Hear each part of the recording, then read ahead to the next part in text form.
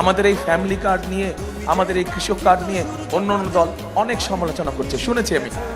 এরা যা কয় কিছু যায় আসে, কিচ্ছু যায় আসে।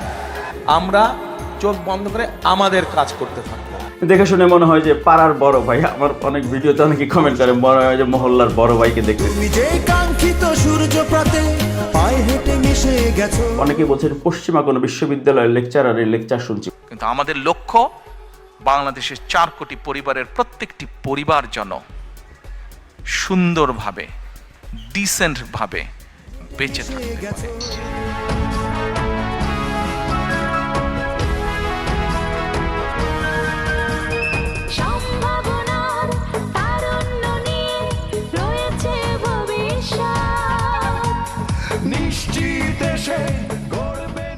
তারেক রহমানের রাজনৈতিক দর্শন অনেকেই হয়তো ভুলে যাবেন, ভুলে গেছেন অতীতের কথা। 20 বছর আগের গল্প অনেকের মনে নেই, তাই না? আরও পেছনের গল্প আরও মনে নেই অনেকের। শুধু মনে আছে কোনটা?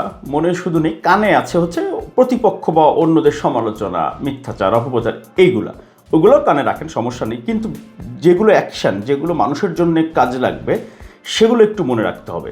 একইভাবে সরকারের পাশাপাশি এখন আমরা পুনর্বাসন যে কর্মসূচি, সেটাতেও আমরা জোর দিচ্ছি, সেটাতেও আমাদের কার্যক্রম আমরা আমাদের নেতাকর্মীদেরকে নিয়ে সাথে যাচ্ছি। একটু মনে করিয়ে দিতে চাই, বিগত দিনে যে কয়েকটি নির্বাচন হয়েছে, 2008 সালের পর থেকে যে নির্বাচনগুলো আসলে হয়েছে, সেই নির্বাচন এবং সেই রাজনৈতিক বাস্তবতা প্রশাসন, সরকারি কর্মকর্তা কর্মচারী, রাজনৈতিক নেতৃবৃন্দ এবং সাধারণ নাগরিকদের সঙ্গে যেই সম্পর্কগুলো ছিল, সেগুলো সব ডিলিট করে ফেলেন, সব মুছে ফেলেন। বুঝেন নাই? আজ থেকে 20-30 বছর আগে বাংলাদেশের সব জায়গাতে একটা শৃঙ্খলা ছিল। একজন সরকারি কর্মকর্তা কর্মচারী একজন নাগরিকের সঙ্গে কি ব্যবহার করবেন, একজন রাজনৈতিক নেতা একজন নাগরিকের সঙ্গে কি ব্যবহার করবেন, একজন সরকারি কর্মকর্তা কর্মচারীর সঙ্গে কি ব্যবহার করবেন, সরকারি কর্মকর্তা কর্মচারী, রাজনৈতিক নেতৃবৃন্দ সরকারের অন্যদের সঙ্গে কি আচরণ করবেন, এটার একটা শৃঙ্খলা ছিল, একটা চেইন অফ কমান্ড বলেন বা যেটি বলেন, সামাজিক সৌহার্দ্য, সৌন্দর্য ছিল। যখন সমাজ থেকে রাজনীতি উঠে যায়, সমাজ থেকে প্রতিযোগিতা উঠে যায়, খেয়াল করবেন, যখন ভোটাধিকার এবং ভোটের মাধ্যমে জনপ্রতিনিধি নির্বাচিত হওয়া বা নির্বাচিত করার কালচারটা নষ্ট হয়ে যাবে, তখন সমাজের সব কিছু ভেঙে চুরে সবগুলো প্রতিষ্ঠান একেবারে ধ্বংস হয়ে যাবে। শৃঙ্খলা, প্রতিষ্ঠান মানে তার বিল্ডিং না, প্রতিষ্ঠান মানে কাঠামো, সেই কাঠামোগুলো ধ্বংস হয়ে যাবে। এটি খুব সাদামাটাভাবে রাষ্ট্রবিজ্ঞানে বলেন, সমাজবিজ্ঞানে বলেন, সাধারণভাবে আমাদের যেইটুকু আমরা নিজেরা দেখি বুঝি তাতে বলেন, এতে খুব পণ্ডিত হওয়ার দরকার নেই, এটি সবাই বুঝবেন। তারেক রহমান আমাদের প্রধানমন্ত্রী, মাননীয় প্রধানমন্ত্রী। উনি জিন্স প্যান্ট, কেটস, এরকম পোলো শার্ট, কখনো হাফাতা শার্ট, গেঞ্জি, তাই না?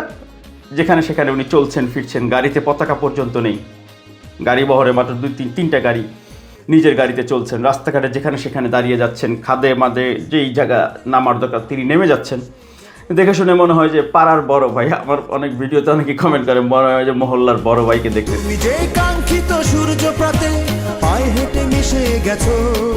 আবার এই তারেক রহমানকেই কখনো কখনো কোনো লন্ডনে 17 ডিসেম্বর 16 ডিসেম্বর 2025 যখন উনি বক্তব্য রাখছিলেন স্যুট টুট পরে, আমাদের লক্ষ্য কাউকে মিলিয়নিয়ার বানানো না, কিন্তু আমাদের লক্ষ্য বাংলাদেশের 4 কোটি পরিবারের প্রত্যেকটি পরিবার যেন সুন্দরভাবে, ডিসেন্টভাবে বেঁচে থাকতে পারে, দাঁড়াতে পারে। এটি হচ্ছে আমাদের লক্ষ্য।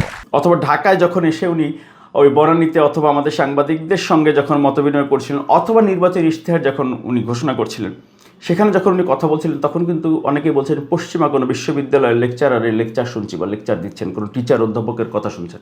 এই কাজগুলো যদি মনে করেন যে করলে ভালো হবে, তাহলে আমি আপনাদের সহযোগিতা চাচ্ছি।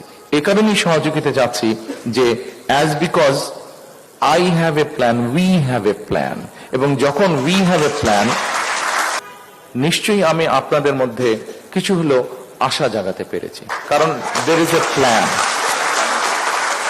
because there is a plan. একই তারেক রহমান কিন্তু আবার যখন তো কুমিল্লায় বা ওই ফরিদপুর রাজেন্দ্র কলেজের মাঠে তারেক রহমান কথা বলছেন, তখন কিন্তু উনি যে পোলাপানের ডজ দিচ্ছেন যে কে কে দেশ গঠনে নেই হাত তোলেন। আবার জিজ্ঞেস করে কারা কারা দেশ গঠনে নাই হাত তুলেন, নাই কারা কারা হাত তুলেন আগে, নাই কারা কারা আগে হাত তুলেন। ওই স্বৈরাচার আর গুপ্তদের সাথে আছেন কারা কারা হাত তুলেন দেখে? কেউ নাই? সবাই অনেকে তো নাম বুঝে হাত তুলে ফেলছে, পরে বলছে কে কে দেশ গঠনে আছেন এবার হাত তোলেন। তাহলে দেশ গঠনে আছেন কারা কারা হাত তুলেন? আলহামদুলিল্লাহ। আসেন প্রিয় ভাই বোনেরা, দেশ গঠন এবং মানুষের ভাগ্যের পরিবর্তন। আবার বলছে এই ভাই ভাই রে স্লোগান টোগান দিস না রে ভাই। এ ভাই স্লোগান দিস না, স্লোগান দিয়ে কোনো ফায়দা হবে না, স্লোগান দিয়ে কোনো ফায়দা হবে না। আর যে স্লোগান দেবে বুঝবো, আমি বুঝে নিব তুমি এখানে ডিস্টার্ব করার জন্য আসছো। ওরা যা কয় কোক আমার কিচ্ছু যায় আসে না। আমাদের এই ফ্যামিলি কার্ড নিয়ে, আমাদের এই কৃষক কার্ড নিয়ে অন্য অন্য দল অনেক সমালোচনা করছে, শুনেছি আমি, আপনারাও দেখেছেন, পত্রপত্রিকা দেখেছেন না? এরা যা কয় কিচ্ছু যায় আসে না, আমাদের কিচ্ছু যায় আসে না। আমরা চোখ বন্ধ করে আমাদের কাজ করতে থাকবো। আচ্ছা ভাই বলেন দেখি, আমি নাকি জনগণকে ধোকা দিব? আমরা জনগণকে কেন ধোকা দিব বলেন? আমরা রাজনীতি করি না, জনগণকে ধোকা দিলে আমার লস না? বলেন আমার লস না? এখন ভাই বলেন, আমার ধোকা দিয়ে লস তো আমার, আমি যদি ধোকা দিই আমার লস না?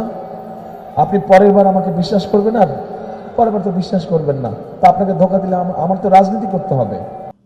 এটা হচ্ছে তারেক রহমান। দেখেন, আমরা তো একটা political party, I will be totally honest with you. আমি আজকে বললাম একটা, কিন্তু করলাম না, পরশুদিন তো আপনি আমাকে ধরবেনই। আপনি যদি এবার আমাকে ভোট দেন, পরের বার আপনি ভোট দিবেন না আমাকে, ব্যাপারটা তাই না? পলিটিক্যাল পার্টি হিসেবে কেন আমি আপনার সাপোর্টটা হারাতে চাইবো? মানে এটা লজিক মেক করে না তো। সাধারণ মানুষের সঙ্গে যদি একজন রাজনৈতিক নেতা মিশতেই না পারেন, তাহলে কিসের নেতা? তারেক রহমানই কিন্তু বলেছেন যে আপনার সাথে যদি লোকই না থাকে, আপনার পিছনে যদি মানুষই না থাকে, আপনার পিছনে যদি জনগণই না থাকে, তো আপনি কিসের নেতা? আমরা রাজনৈতিক দল, এখানে উপস্থিত প্রত্যেকটি মানুষ আপনার রাজনৈতিক কর্মী। আপনি একজন রাজনৈতিক কর্মী বা একজন রাজনৈতিক নেতা হিসেবে আপনার পিছনে যদি পাবলিকই না থাকে, তো আপনি কিসের রাজনৈতিক নেতা, কিসের রাজনৈতিক কর্মী? আপনার পিছনে যদি পাবলিকই না থাকে, ও আর নাম সর্বস্ব নেতা আপনি হবে, তো লাভ আছে কোনো ওরকম হয়ে? ওরকম হয়তো কোনো লাভ নেই। কিসের নেতা আপনি? আপনার সাথে যদি মানুষই না থাকে। তারেক রহমান বলেছেন কিন্তু, অর্থাৎ আপনার সাথে নেতাগিরি করবেন, আপনার সাথে মানুষ থাকবে না, আপনি নেতাগিরি কেন করবেন? নেতৃত্ব কিভাবে আপনি প্রতিষ্ঠিত হবে?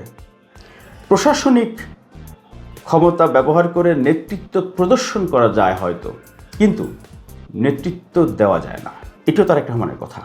মনে রাখবেন, জনগণের আস্থা অর্জন করতে পারলে আপনি নেতা, জনগণ প্রত্যাখ্যান করলে আপনি নেতা নন।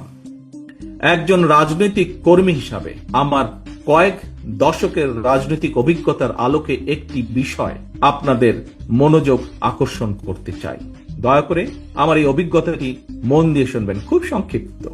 প্রশাসনিক সহায়তায় নেতৃত্ব হয়তো প্রদর্শন করা যায়, কিন্তু জনগণ সহায়তা করলে নেতৃত্ব দেওয়া যায়। তারেক রহমান পরিষ্কারভাবে রাজনীতিতে যে কাঠামোগত এবং গুণগত পরিবর্তন দরকার উনি সেটি করছেন। আপনি কোন দল করেন সেটি আপনার বিষয় না। আপনি সমালোচনা করতে পারবেন, সমালোচনা করলে আপনি মহাপণ্ডিত হতে পারবেন না। বিএনপির মধ্যেই যে আমি যেই তারেক রহমানের যে বক্তব্যগুলো, উদাহরণগুলো আমি দিলাম, বিএনপির মধ্যে আমি চ্যালেঞ্জ করে বলতে পারি 80% নেতা আমার এই বক্তব্যগুলো তারেক রহমান কবে কবে বলেছেন, যদি ওটা বলতে পারেন এরপরে বলেন। বলতে পারবেন না। কেন পারবেন না জানেন? বিএনপির 80% নেতা কর্মী বলছে, নেতারা তারেক রহমানের বক্তব্য নিয়মিত মনোযোগ দিয়ে শোনেন না, ফেসবুকে শেয়ার করেন না।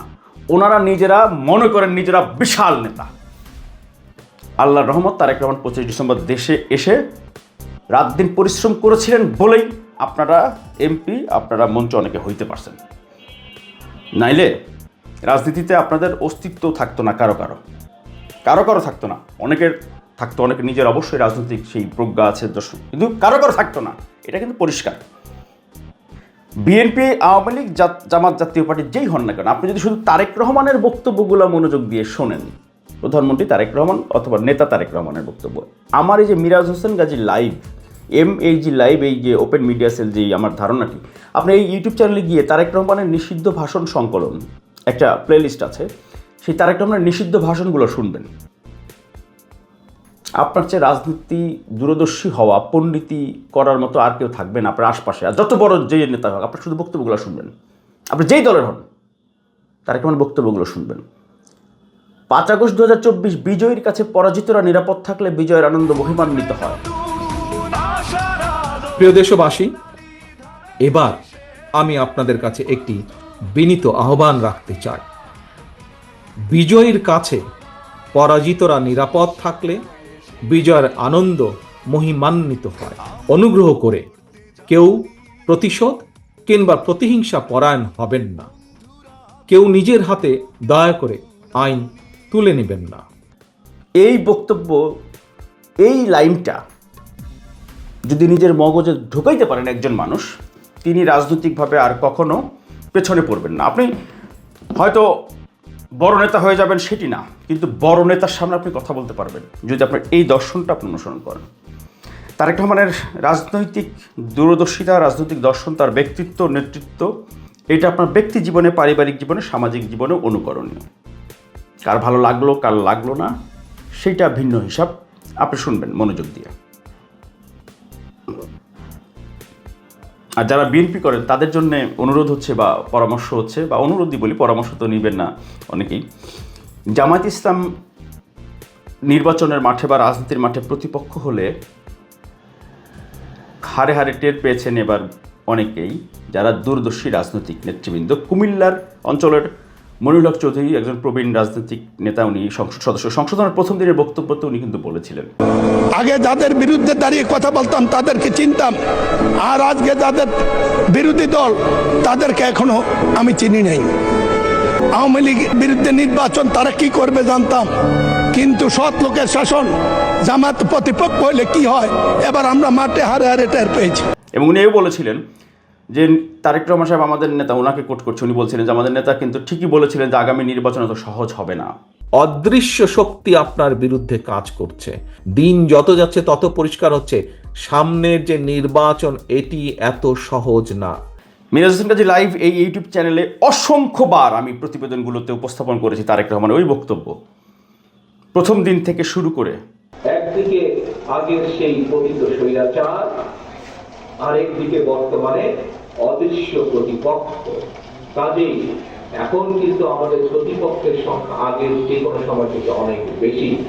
সেই নির্বাচন যখন এসে হাজির হবে, তখন যদি কেউ মনে করে না এই নির্বাচনটা আমরা পার হয়ে যাবো সহজে, মোটেও সেটি সঠিক হবে না, একদম ভুল কথা সেটি। কারণ সামনের দিনগুলো অনেক কঠিন। একেবারে শেষ দিন পর্যন্ত যখন বলেছে দেশ এবং জাতি ধ্বংস হয়ে যাবে যদি আপনারা ঐক্যবদ্ধ না হন। যদি আমরা জনগণকে বুঝাতে সক্ষম না হই, যদি আমরা ঐক্যবদ্ধ না হই প্রিয় ভাই বোনেরা, তাহলে বলা যায় না হয়তো আগামী দিনে গুপ্ত স্বৈরাচারের আবির্ভাব হতে পারে দেশে। তার এখন প্রথম দিন কিন্তু বলেছিলেন যে আগে আমাদের প্রতিপক্ষ আমরা দেখতে পেতাম, আমাদের রাজনৈতিক প্রতিপক্ষ ছিল, তাদের রাজনৈতিক কর্মসূচিগুলো ছিল, আমরা দেখতে পেতাম, আমরা সেগুলো রাজনৈতিকভাবে প্রতিবাদ করতে পারতাম বা সেগুলো মোকাবিলা করতে পারতাম। কিন্তু আগামী দিনে অনেক অদৃশ্য প্রতিপক্ষ, অদৃশ্য শত্রু, অদৃশ্য প্রতিপক্ষ, এরই মধ্যে তারা বিএনপিকে নিয়ে নানা রকম মিথ্যাচার করা শুরু করেছে। এরা এরই মধ্যে বিভিন্ন রকম মিথ্যে কথা বলা শুরু করেছে, এরা এরই মধ্যে বিভিন্ন রকম কাজ করা শুরু করেছে আমাদের দলের বিরুদ্ধে। 2024 সালের সেপ্টেম্বর মাসের প্রথম সপ্তাহে তারেক রহমান বেশ কয়েকটি ভার্চুয়াল সভায় তিনি কিন্তু নেতাকর্মী, দেশবাসীকে উনি সতর্ক করেছিলেন। উনি বলেছিলেন, আপনারা অনেকেই পোর খাওয়া রাজনীতিবিদ, আমার চেয়ে অনেক অভিজ্ঞ সিনিয়র রাজনৈতিক নেতৃবৃন্দ আছেন এখানে। আপনারা যারা উপস্থিত আছেন প্রত্যেকটি মানুষ, প্রায় প্রতিটি মানুষ পোর খাওয়া একজন রাজনৈতিক কর্মী। কাজে কারা সেই অদৃশ্য প্রতিপক্ষ এইটি আমার বলে দেওয়ার প্রয়োজন নেই। আপনারা নিজেদের অভিজ্ঞতার ঝুলি দিয়ে এই কথাটি বুঝতে পারেন কারা সেই অদৃশ্য প্রতিপক্ষ। আপনাদেরকে এর চেয়ে বেশি ভেঙে বলে বোঝাতে হবে সেটি আমি মনে করি না, আপনারা সবাই বুঝতে পেরেছেন। হতে পারে আমাদের একটি প্রধান প্রতিপক্ষ অনেক দুর্বল হয়ে গেছে, তারপরেও এই নির্বাচন বাংলাদেশের যে কোনো নির্বাচনের থেকে অনেক কঠিন নির্বাচন হতে যাচ্ছে। কয়জন বুঝতে পেরেছিলেন? কয়জন মনোযোগ দিয়ে শুনেছিলেন? কয়জন? আমাদের নেতা তারেক রহমান বলেছিল কঠিন নির্বাচন, সেদিন অনেকে বুঝে নাই, আমি বুঝেছিলাম। পরে আমরা নির্বাচন করতে গিয়ে বুঝেছি কি কঠিন নির্বাচন পাশ করেছি। বিএনপি একমাত্র রাজনৈতিক দল যেই দলের কর্মীরা এত জুলুম, অত্যাচার, নির্যাতন করার পরও কিন্তু রাজপথে থেকেছেন। যেই দলের নেতাকর্মীরা এক ভাই রাজপথে গিয়ে আন্দোলন সংগ্রাম করে হয়তো গুম হয়েছেন, খুন হয়েছেন, শহীদ হয়েছেন, আরেক ভাই সেই ভাইয়ের জায়গায় আরো আত্মবিশ্বাস নিয়ে দাঁড়িয়ে গিয়েছেন। অসংখ্য গুম খুন অপহরণ, মিথ্যা মামলার হয়রানি, নির্যাতনের পরও বিএনপির একজন নেতাকর্মীও কিন্তু রাজপথ ছাড়েনি। একই পরিবারের এক ভাই গুম হয়েছে, আরেক ভাই গিয়ে তার জায়গায় পরের দিন রাজপথে আন্দোলনকে আরো তীব্রতর করার প্রতিজ্ঞার শপথ নিয়ে দাঁড়িয়ে গিয়েছে। কৌশলের নামে গুপ্ত কিংবা সুপ্ত বেশ ধারণ করেনি বিএনপির কর্মীরা।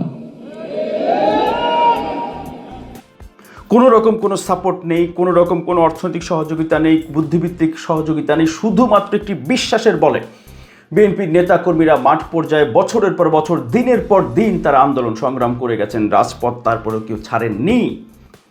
আমার খালি হাতের নেতাকর্মীরা, দেশ গ্রামের নেতাকর্মীরা ছাত্র দল করে, যুব দল করে, ঢাকা শহরে থানায় থাকে, কি বা তাদের ব্যাকআপ, ফাইন্যান্সিয়াল ব্যাকআপ বলেন, এডুকেশন ব্যাকআপ বলেন, ইন্টেলেকচুয়াল সাপোর্ট বলেন, কি বা তাদের কি একটা বিশ্বাসের বসে তারা গভর্নমেন্টের আর্মস ফোর্স, মানে ফায়ার আর্মস এর এগেইনস্টে, গভর্নমেন্টের জুডিশিয়ারির এগেইনস্টে ইকুইপড, ওয়েল ইকুইপড, একদম ট্রেইনড লোকজনের সাথে তারা যুদ্ধ করছে, যাদের যুদ্ধ করার কথা না তাদের সাথে যারা যুদ্ধ করে টিকে আছে।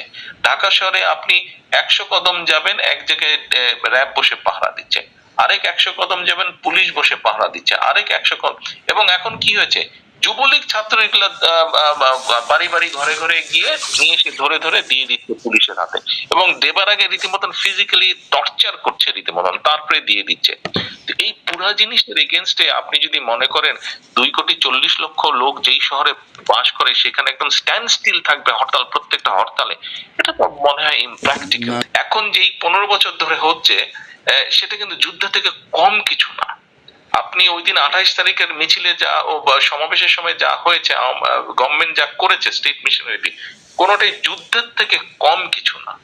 এই জিনিস তো শুধু 28 তারিখে হয়নি, 28 তারিখ আগে 10ই ডিসেম্বর হয়েছে, তার আগে বিভিন্ন সময় বিভিন্ন প্রেক্ষাপট হয়েছে। তো এটা তো হয়েই যাচ্ছে কন্টিনিউয়াস প্রসেস। এবং এই কথাগুলো তারেক রহমানের কথা, আপনারা অনেকেই শোনেননি এই কথাগুলো। কর্মীদের জন্য তারেক রহমানের যে দরদ, এইটুকু বলি, নিজের ভাই যে আরাফাত রহমান কোকোর মৃত্যুবার্ষিকীতে তারেক রহমান বলেছিলেন, আজকে শুধু আমার ভাইয়ের জন্য দোয়া করবেন না, এক কোকোর জন্য আপনারা দোয়া করবেন না। কোকোকে যখন হারিয়েছি সেই বছরগুলোতে আমাদের হাজার হাজার নেতা কর্মী সমর্থক, তাদেরকেও আমরা হারিয়েছি। তারা জুলুম অত্যাচার নির্যাতন সহ্য করেছেন, তাদের পরিবারগুলো জুলুম অত্যাচার নির্যাতন সহ্য করেছেন, প্রত্যেকটি পরিবারের জন্য আজকে দোয়া করব। তারেক রহমান বলেছেন নিজের আপন ভাইয়ের মৃত্যুবার্ষিকীর দোয়ায়, নিজের ভাইয়ের কাতারে বা কোনো কোনো ক্ষেত্রে নিজের আপন ভাইয়ের চেয়েও বেশি দলের নেতাকর্মীদেরকে, তৃণমূলের কর্মীদেরকে তারেক রহমান অনুভব করেছেন, তাদের জন্য দোয়া চেয়েছেন। কিন্তু তখন তো আপনি কোকোর মুখ থেকে পড়ার আগে কথাটি, আপনি তো কোকোকে হারতে দেননি। না না না না রে, জিতে হারার কোনো বিষয় না, এটা জিতে হারার কোনো বিষয় না, খেলা।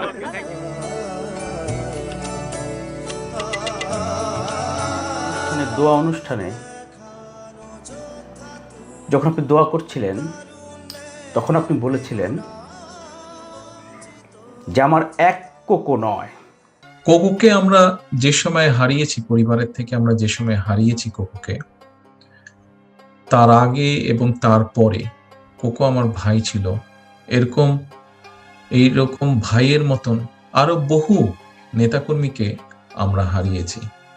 আপনারা আজকে যারা এখানে উপস্থিত আছেন, এখানে হয়তো অনেকেই এরকম আছেন যাদের পরিবারের কোনো না কোনো সদস্যকে তারা হারিয়েছেন এই গণতন্ত্র রক্ষার আন্দোলনে, যারা বিভিন্নভাবে ক্ষতিগ্রস্ত হয়েছেন, শারীরিকভাবে ক্ষতিগ্রস্ত হয়েছেন, মানসিকভাবে ক্ষতিগ্রস্ত হয়েছেন, অর্থনৈতিকভাবে ক্ষতিগ্রস্ত হয়েছেন, বিভিন্ন পারিবারিকভাবেও ক্ষতিগ্রস্ত হয়েছেন। আজকে কোকোর এই মৃত্যুবার্ষিকীতে একই সাথে যাদেরকে আমরা হারিয়েছি তাদের সকলের জন্য আজকের এই কোকোর মৃত্যুবার্ষিকীতে কোকোর আত্মা সহ, শহীদ রাষ্ট্রপতি জিয়া রহমানের আত্মার সহ তাদের সকলের আত্মার, এবং যারা বেঁচে আছেন কিন্তু ক্ষতিগ্রস্ত হয়েছেন তাদের সকলের সুস্থতা বা স্বাভাবিকতার জন্য দোয়া চাই আমরা আজকে।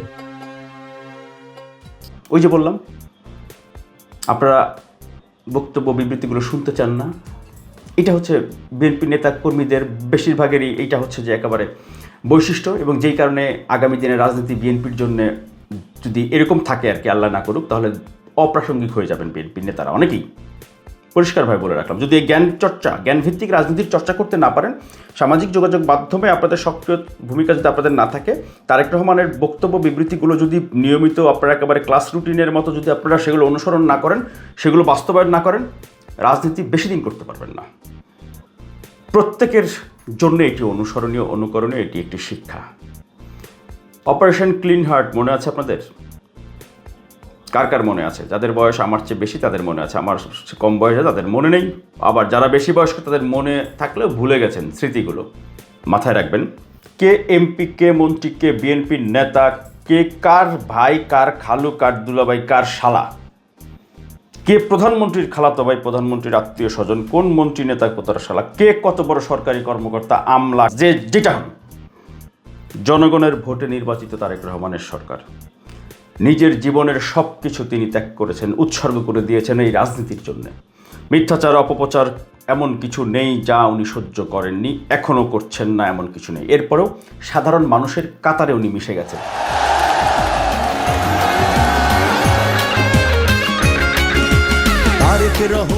অনেকেই ভয় পান ওনার নিরাপত্তা নিয়ে, অনেকেই মানে রীতিমতো স্বাভাবিক, এটি যারা আমরা হয়তো পজিটিভ চিন্তা করি ওনার সৌভাগ্যকে তারা এটি আমরা বলি, তাই না?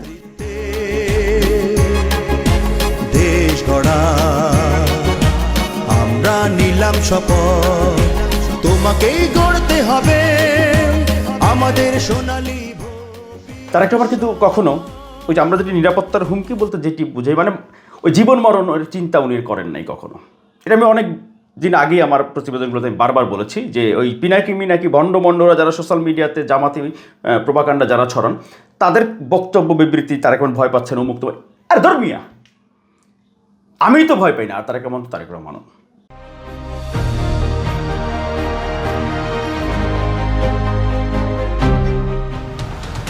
নীতি, আদর্শ, নৈতিকতা ঠিক থাকলে আমি গেল 1.5 বছর 1 বছরে এই যে মিরাজ হোসেন গাজী লাইভ, এই MAG লাইভ ওপেন মিডিয়া সেলের এই ধারণাটি যখন থেকে আমি কার্যকর করেছি, বাস্তবায়ন করেছি, স্রোতের বিপরীতে যুদ্ধ করেছি না, যারা জানেন তারা তো জানেন। মূল কথা হচ্ছে যে তারেক রহমান মানুষের কাছে ওয়াদাবদ্ধ।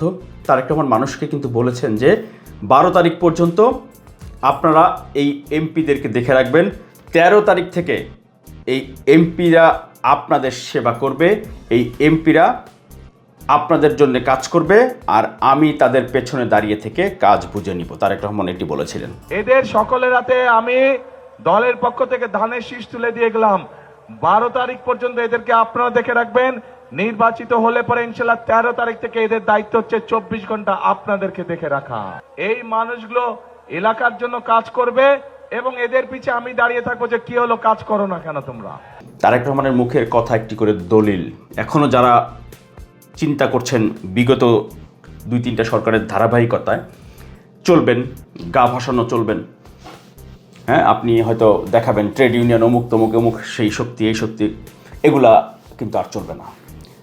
আগে হলো আপনারা ভোট চুরি করে নেতা বানাইতেন, তাই নেতা তো ভোট চুরি করলে আপনার কাছে দায়বদ্ধ থাকতো, সেই জায়গাটি কিন্তু নেই। আপনি জনগণের সেবা করতে হবে, জনগণের সেবা করার জন্যই আপনি দায়িত্বপ্রাপ্ত সরকারি কর্মকর্তা হন আর সরকারের নেতা, মন্ত্রী, এমপি হন। তার একটা মানে ওয়াদাবদ্ধ জনগণের কাছে যে এমপিদের পেছনে মাথার উপর পেছনে দাঁড়িয়ে থেকে কাজ আদায় করে নেবার দায়িত্ব তারেক রহমানের। উনি কিন্তু এটি ওয়াদা করেছেন, উনি কিন্তু ওয়াদাগুলো পালন করবেন। উনি কিন্তু বলেছেন মহানবী হজরত মুহাম্মদ সাল্লাল্লাহু আলাইহি সাল্লামের ন্যায়পরায়ণতার আলোকে দেশ পরিচালনা করবেন। উনি কিন্তু বলেছেন সংবিধানে আবারও আল্লাহর প্রতি পূর্ণ আস্থা ও বিশ্বাস এটি পুনঃস্থাপন করা হবে। এরই মধ্যে কিন্তু সংসদ, সচিবালয় সহ বিভিন্ন জায়গাতে উনি কিন্তু আল্লাহর উপর পূর্ণ বিশ্বাস এবং আস্থা সেটির কিন্তু এরই মধ্যে নাম ফলকগুলো কিন্তু সেখানে লাগিয়ে দিয়েছেন। এমনকি সংসদ অধিবেশন কক্ষের ভেতরে কিন্তু পবিত্র কালেমার একটি যেই বোর্ড লেখা সেটি কিন্তু এরই মধ্যে সেখানে স্থাপন করেছেন। এরই মধ্যে উনি কিন্তু ওনার সরকার, ওনার মন্ত্রণালয়ে যেই রকম ব্যক্তিকেন্দ্রিক যা করা সম্ভব, পতাকা ব্যবহার করছেন না, গাড়ির তেল ব্যবহার করছেন না, সরকারি গাড়ি বহর ব্যবহার করছেন না, ঘন্টার পর ঘন্টা রাস্তাঘাটে মানুষকে দুর্ভোগে ফেলছেন না, হ্যাঁ, এগুলো কিন্তু প্রশংসা কিন্তু থাকবে না, পাবেন না, খবরও পাবেন না। মিডিয়াগুলো তো আল্লাহর রহমতে সবই এখন জান্নাতি বাতাস বইছে, সব জায়গাতে সুবাতাস বইছে, এটি চলতে থাকবে। এটা আমি অনেক আগেই বলেছিলাম, সতর্ক করেছিলাম, যারা বোঝার বুঝেছেন, না বুঝলে না বোঝেন, এটি নিয়ে পরবর্তীতে কথা হবে। কিন্তু এই গল্পগুলো কিন্তু হবে না। কিন্তু কি হবে, কি অ্যাকশন শুরু হবে, অনেকের এমপিত্ব মন্ত্রিত্ব কিন্তু ঝুলবে, অনেক প্রতিমন্ত্রী, অনেক মন্ত্রী হয়েছেন না, অনেক কর্মকর্তা অনেক দায়িত্ব আছেন না, সবার কিন্তু লাল বাতি জ্বলবে।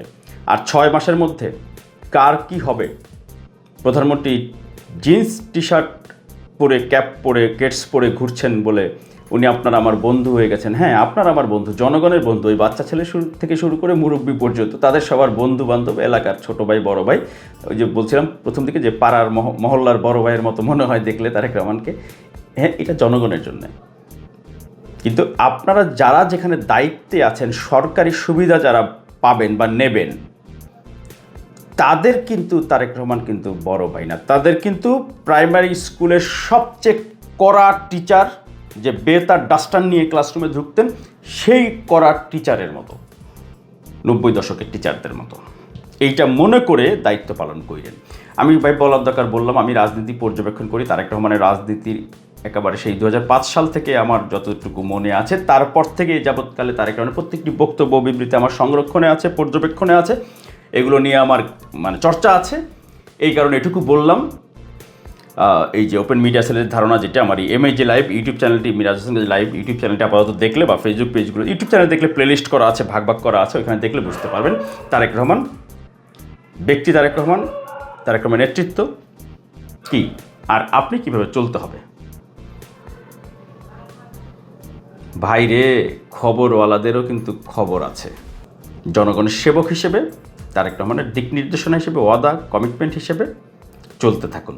সবাই ভালো থাকবেন। তবে মনে রাখবেন, প্রধানমন্ত্রী জিন্স, পোলো শার্ট আর কেটস আর ক্যাপ পরে মহল্লার বড় ভাইয়ের মতো আশপাশ দিয়ে ঘোরাঘুরি করতেছে বলে ভাইবেন না। সরকারি কর্মকর্তা, কর্মচারী, মন্ত্রী, MP, আমলাদের জন্যও উনি বড় ভাই। বড় ভাই হলো এলাকার জনগণের, নাগরিকদের, ভোটারদের জন্য, মুরব্বীদের জন্য মহল্লার ভাই ভাতিজা। কিন্তু আপনাদের জন্যে ওই যে প্রাইমারি স্কুলের সবচেয়ে কড়া শিক্ষক, বর্তমানের না, 90 দশকের, এটা মনে রাখেন। 6 মাসের মধ্যে উইকেটের পতন না, শুধু কত টিম বাদ হয়ে যাবে।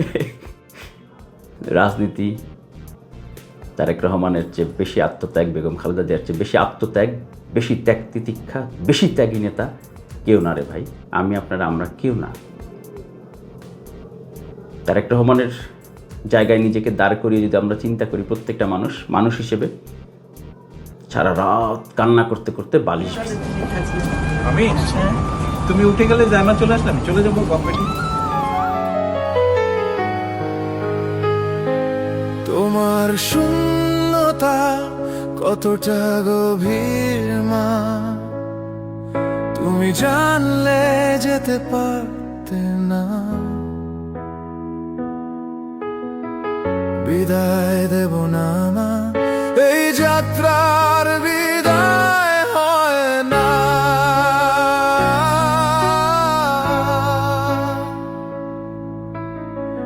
রেখে দেব জন্ম জন্ম। আল্লাহ হাফেজ। শুভকামনা সবার জন্য, মাননীয় প্রধানমন্ত্রী, মহল্লার বড় ভাই তারেক রহমানের জন্য শুভকামনা, আপনার টিমের জন্য শুভকামনা।